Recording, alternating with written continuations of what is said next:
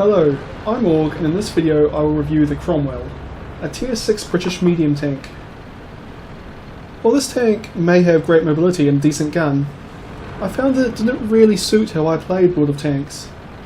But before we talk about that, humour me while I talk about the history of this tank for a bit.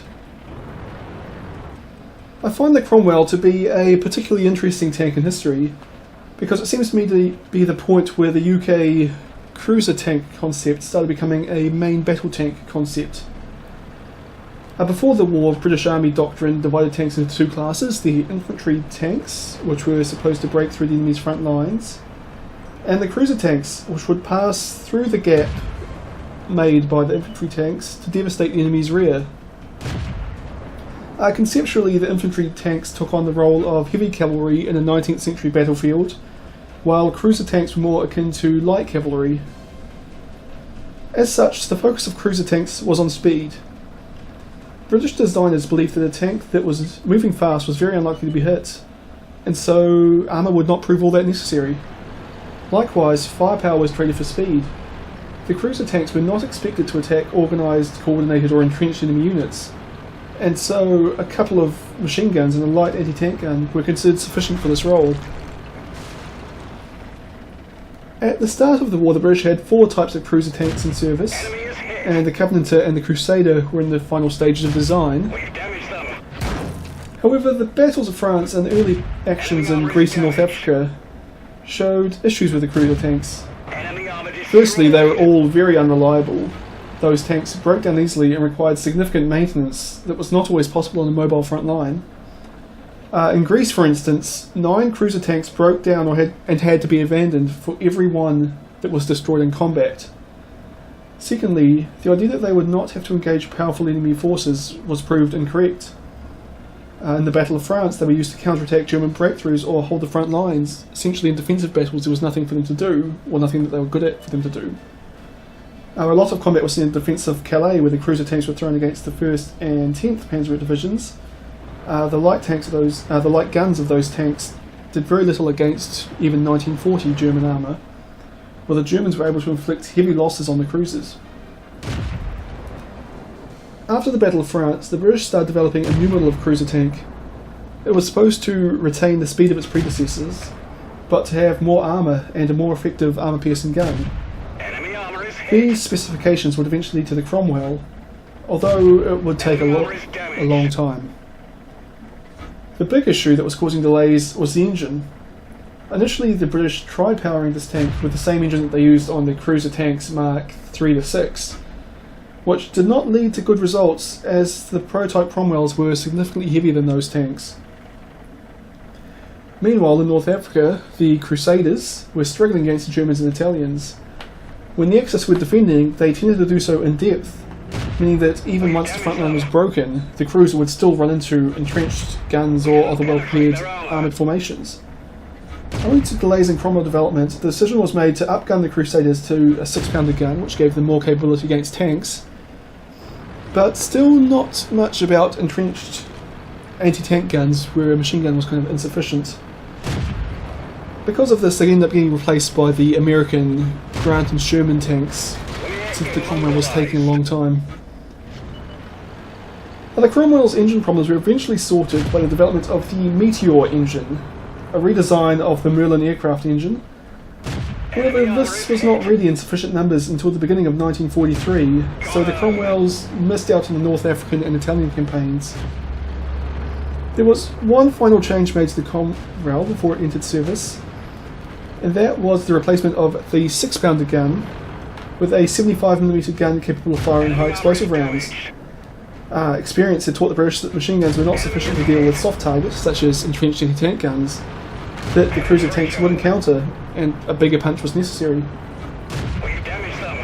So after 3 years of development, the British had essentially created a tank that was very fast, with alright armour and a gun that, well, it would have been effective if it had entered service in 1942, like it was designed, but were a bit lacking by 1944. Essentially, the British had built an effective main battle tank that was flexible enough to take on all the roles on the battlefield with some success. The Cromwell first saw combat in the Normandy landings in June 1944, and served throughout the campaign in Western Europe. However, even by this point they were of secondary importance to the Sherman tank in British service. The American-made tank was available in much larger quantities and was much more compatible with the American logistics. So over time the Cromwells would gradually phase away from the frontline tank duties and into the reconnaissance role, which it was actually very good at due to its high speed and low silhouette, which made it hard to spot. Probably the most famous battle that Cromwell's took place in was in the action at Villers-Bocage, where Michael Whitman and his 101st SS Panzer Battalion ambushed a column of Cromwells and Fireflies. In this battle the Cromwells took heavy losses, although they were able to inflict some damage to the enemy Tigers. Initially the British tanks were poorly supported by infantry and were basically overrun by the Tigers. Later on, however, the situation reversed, and in cooperation with infantry the British were able to halt a German counterattack. Strategically, this battle was actually a bit of a loss for both sides. For the British, it was the last chance they had to turn their sector of the Normandy front into a war of manoeuvre. The fighting was attritional from then on. On the German side though, they had managed to halt the British advance, but they had lost 20 tanks, including 6 Tigers, which, although it was a lot less than what the casualties the British took, the Germans only had 36 Tigers in Normandy, and losing 6 of them in one go was just losses they couldn't afford. Anyway, in game, the Cromwell is a very fast Tier 6 medium with a rapid firing gun and poor armour. In the game, the Cromwell has a much better gun than in history, which is very accurate with decent penetration and high damage per minute, very high damage per minute. The mobility of this tank is its strongest feature though. It has a top speed of 64 km an hour and will often travel at speeds very close to this. It also has a very good power to weight ratio, so it accelerates quickly and climbs hills well, and has decent hull traverse. Essentially this tank drives a lot like a light tank and can circle enemies and avoid their guns. I'm going to say with comparative ease, but you just saw me kind of fail at that in this replay where I've now only got very few hit points left. Anyway, the gun on this tank is quite good. It has 145mm penetration with armor-piercing rounds, which will usually be sufficient for all but Tier 8 tanks. Combined with this is a rate of fire of 15.3 rounds per minute and 0.36 accuracy. This tank can do over 2,000 hit points per minute damage, something that a number of Tier 7 mediums would really like to have. The armour of this tank is its great weakness. It actually has slightly less frontal armour than the later variants of the Cromwell. 76mm, the Cromwell as it historically was. 76mm on the turret front is the thickest armour in this tank. And that is the true value of the armour, since the Cromwell has no gun mantlet, there is no extra protection there.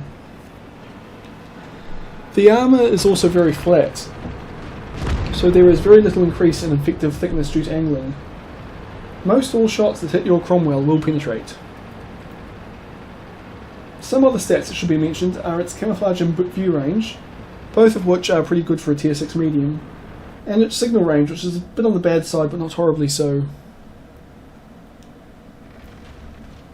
So that is the Cromwell. While it is the favourite tank for many World of Tank players, I did not do particularly well in it. My win rate was average, only 49%. I never even got a Top Gun medal in this tank, although I did manage a single Steel Wall medal. Over 209 battles, I only destroyed 179 tanks, a kill per game ratio of 0.86, which is well below my acceptable target of 1 kill per game. As such, my advice on how to drive this tank can be safely ignored or improved upon. Anyway, I found 2 ways to successfully use the Cromwell. Although I wasn't really happy with either of them, I did find some success with them. The first I mostly used in low tier games. Essentially I would use the Cromwell as a sniper at the start of the battle, staying at a decent range from the enemy and firing away at enemies when I felt it safe to do so, and getting behind cover when I didn't think it was. This is the tactic I used in kind of the first replay you saw in this video. Over towards the later stages of the match, when you see opportunities, this tank excels as a flanker and can turn the tide of battle with a rapid advance, which of course it's very good at. The second strategy I tend to use in higher tier battles, and you will see me use it in this one. In this situation, your gun lacks the penetration to deal with enemy tanks at range, therefore sniping's not particularly effective. Instead, I would tend to play the Cromwell as an aggressive scout, poking over ridgelines or around corners to keep the enemy tanks lit up. Again, this was only until a situation developed where I could use the speed of this tank to outflank my opponents. But like I said, I didn't really have much success with this tank. I think my greatest failing was choosing the moment to go flanking. This tank will die rapidly if put into a dangerous situation, and I was always very eager to start putting flanking fire into the enemy's side of the wall, which often got me killed. If you were paying attention in the second replay, you basically saw that happen. I was supposed to go flanking right at the start of the match, and ran into 2 heavy tanks and a couple of mediums. And, well, I survived, but more luck than skill. Anyway, I also found myself inadvertently using this tank on the front lines far too often, again, like the last replay. Usually because my team was camping a bit hard.